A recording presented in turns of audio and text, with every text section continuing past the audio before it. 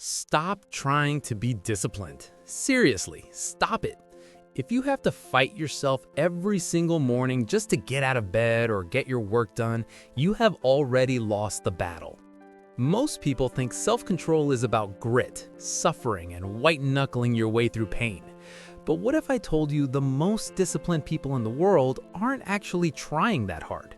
They aren't superhuman. They just know a secret that makes doing the hard work feel easier than being lazy.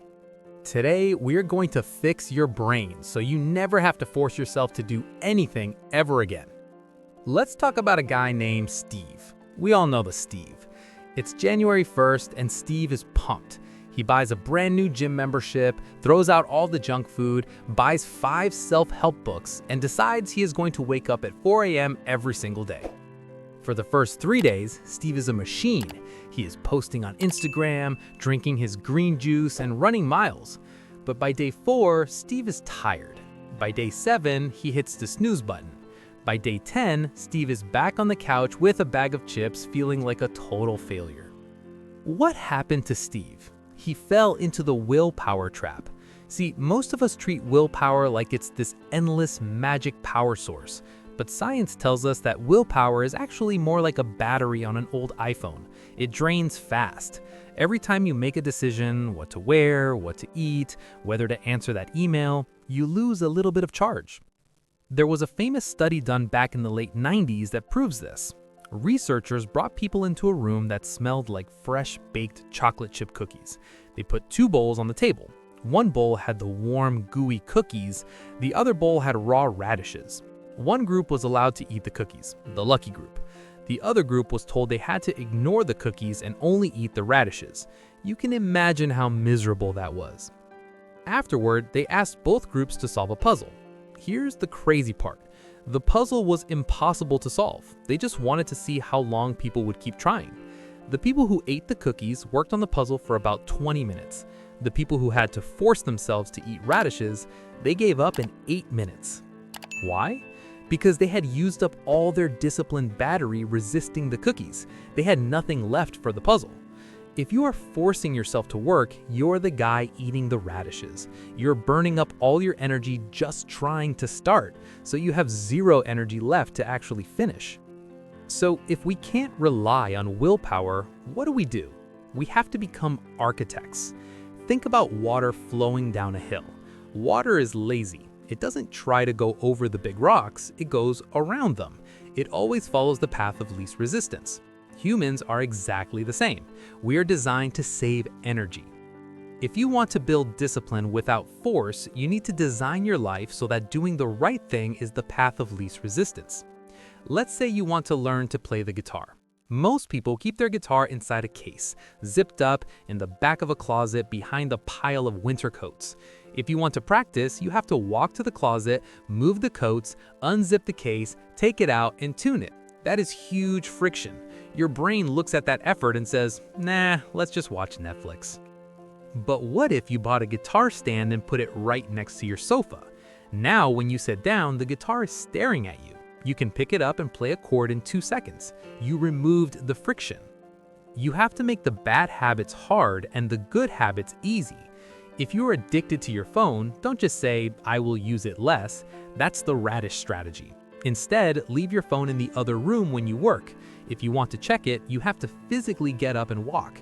That tiny bit of friction is usually enough to stop you. Now, let's go deeper.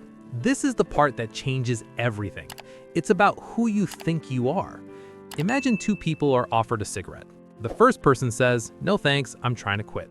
The second person says, no thanks, I'm not a smoker. Do you hear the difference?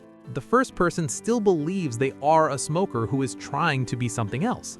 They're using force. The second person has changed their identity. They don't need willpower because smoking isn't what they do. You act according to who you think you are. If you tell yourself, I'm just a lazy person, or I'm bad at math, or I have a messy room, your brain will sabotage you to make that statement true. You need to lie to yourself until it becomes true. Stop saying, I have to go to the gym. Start saying, I am an athlete. Athletes train. It's just what they do. It's not a chore, it's a characteristic. When you shift your identity, you aren't forcing yourself to work. You're just being you. Okay, we've set the stage, but there's one chemical in your brain that is probably ruining your life right now. Dopamine. Dopamine is the molecule of more. It's the desire chemical. In the modern world, we're drowning in cheap dopamine. TikTok, junk food, video games, porn, they all give you a massive reward for zero effort. When your brain gets used to these high spikes, normal work feels boring. Reading a book feels like staring at paint drying because it doesn't give you that instant flashing lights reward. If you want discipline to feel easy, you have to lower your baseline. You have to make yourself bored. If you sit in an empty room with nothing to do for 30 minutes, suddenly cleaning your house sounds like pretty fun. Suddenly, writing that essay sounds like a great way to pass the time. You don't need to become a monk, but you need to stop flooding your brain with cheap rewards before you do the hard stuff. Here's a rule you can use starting today. Work first, dopamine second. Never check your phone first thing in the morning. That is digital candy for breakfast. It ruins your appetite for real work. Save the scroll, the show, or the game as a reward after the task is done. Finally, let's talk about the biggest reason people fail. The mountain looks too big. You look at the pile of laundry or the 30-page report or the 1-hour workout and you freeze. It's overwhelming, so you procrastinate. You need to use the 2-minute rule. The goal is not to do the whole task. The goal is to just do the first 2 minutes. Don't think about running 5 miles. Just think about putting on your running shoes. Don't think about writing the whole book. Just write 1 sentence. Why does this work? Because the hardest part of any task is starting. It's the physics of friction. A car needs the most gas just to get moving from a dead stop. Once it's rolling, it's easy to keep it going. Once you put on those running shoes, you might as well step outside. Once you're outside, you might as well run down the block. And usually once you start, you realize it wasn't nearly as painful as your brain told you it would be. So stop fighting, stop white-knuckling, stop being the guy eating the radishes while staring at the cookies. True discipline isn't about punishment, it's about design. Design your environment to make work easy. Change your identity to match your goals. Control your dopamine so you aren't numb to real effort and just focus on the first 2 minutes. When you do this, you won't need to force yourself. You'll just flow.